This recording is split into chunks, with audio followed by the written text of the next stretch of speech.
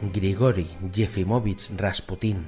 conocido también como el monje loco, fue un místico siberiano que, por caprichos del destino, terminó convirtiéndose en una pieza clave de la corte del zar Nicolás II de Rusia. Rasputín nació en Prokopskoye, cerca de Tiumen, Siberia, en el seno de una familia campesina, un 21 de enero de 1869, y fue el quinto de 9 hermanos, aunque solo 2 lograron sobrevivir, él y su hermana Feodosia. Cuando hablaba de su infancia, Rasputín solía afirmar que empezó a desarrollar habilidades místicas en torno a los 12 años, y aunque asistió brevemente a la escuela, se cree que jamás aprendió a leer y escribir. Es posible que su sobrenombre, Rasputín, derivara de un seudónimo y proviniera de la palabra Rasputny, que en ruso significa disoluto, aunque hoy en día los historiadores creen que su nombre significa donde 2 ríos se encuentran, frase que describía un área cercana a donde había vivido en Siberia.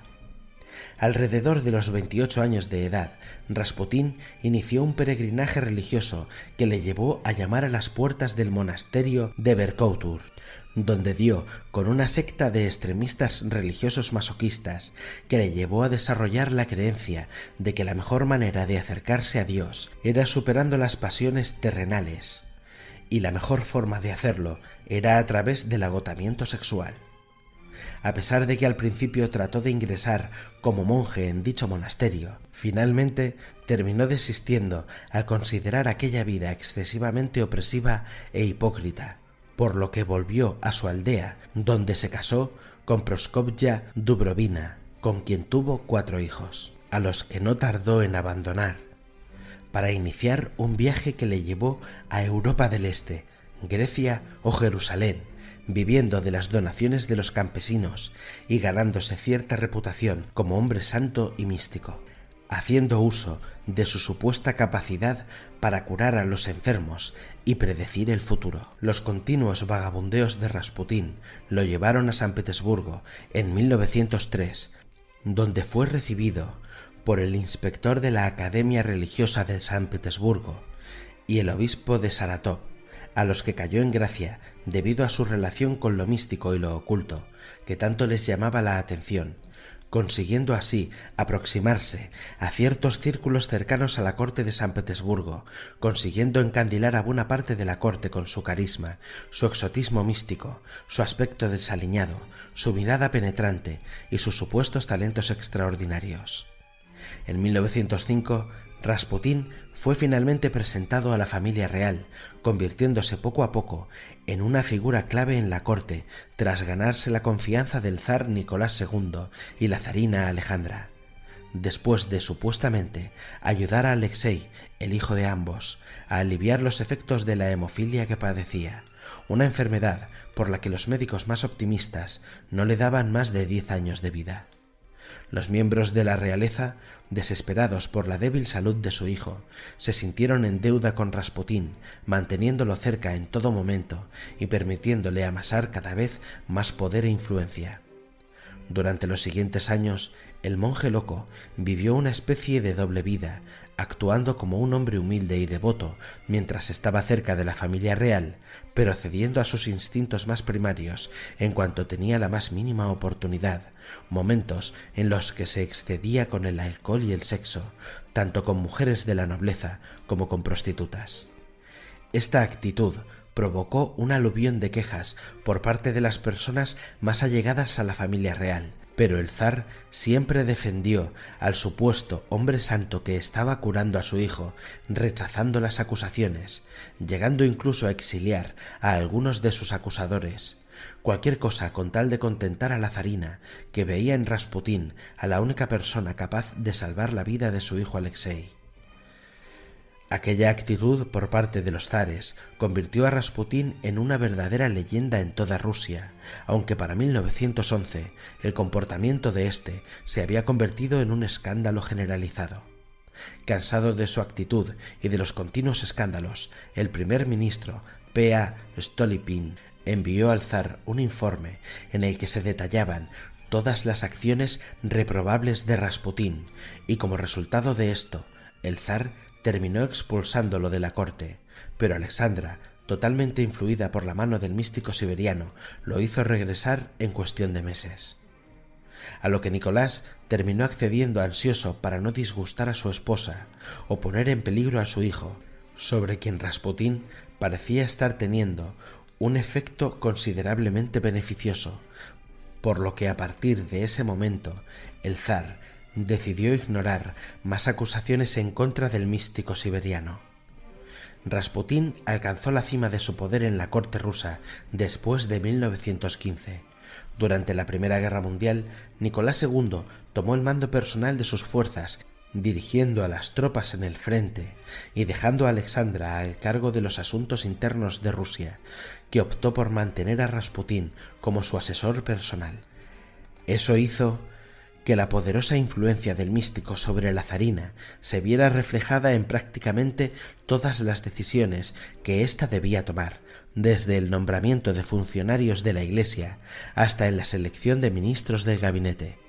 De forma ocasional, Rasputín incluso llegó a intervenir en asuntos militares en detrimento de Rusia, y es que aunque no apoyaba a ningún grupo político en particular,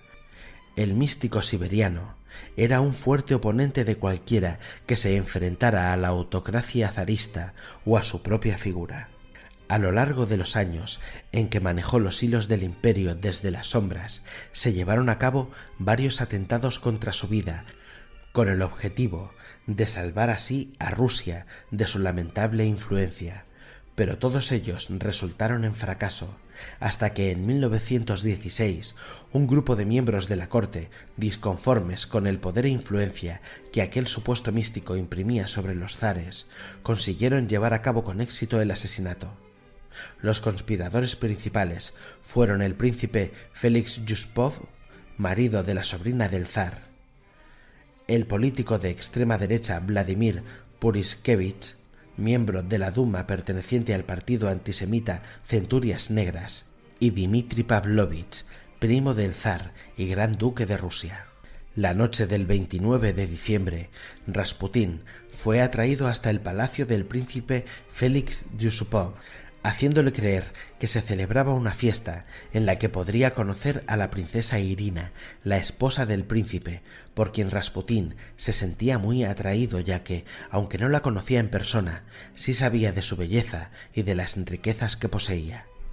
Una vez en el palacio, los conspiradores le guiaron hasta el sótano, donde habían preparado un banquete repleto de comida y vino, todo ello envenenado con cianuro, que éstos le ofrecieron a Rasputín, que no dudó en comer y beber de todo cuanto había en la mesa, pero para sorpresa de los presentes, Rasputín no presentó ningún signo de envenenamiento. Pasado un tiempo, y tras comprobar con desesperación que el místico ruso no caía víctima del veneno, Yusupov se excusó ante él, subió al piso de arriba y unos minutos más tarde regresó con una pistola con la que le descerrajó varios tiros a Rasputín, haciéndole caer supuestamente muerto. Pero tras acercarse para examinar el cadáver del místico ruso, éste extendió la mano sujetándolo con fuerza del hombro y maldiciéndole entre balbuceos, antes de levantarse y salir de allí, tratando de salvar la vida. Asustado, Yusupov llamó a Puriskevich a gritos, pero para cuando éste llegó, Rasputín ya había salido del sótano. Decididos a acabar con él, los conspiradores corrieron tras su víctima, encontrándole en el exterior, corriendo sobre la nieve tratando de escapar.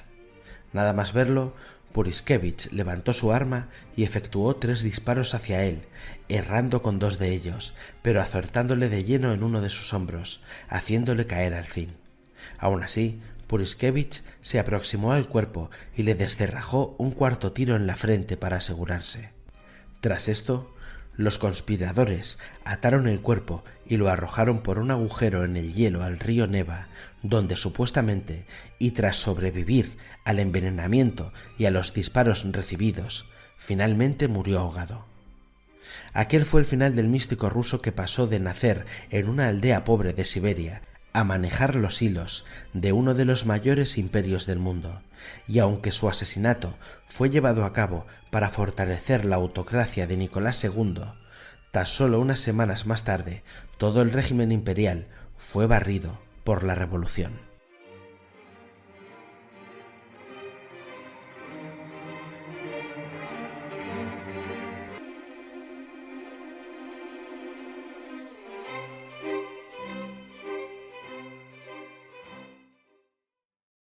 Si os ha gustado el vídeo podéis suscribiros, darle a me gusta, comentar, activar la campanita de notificaciones y por si a alguien le interesa he dejado mis redes sociales, correo electrónico, web, etc. en la descripción.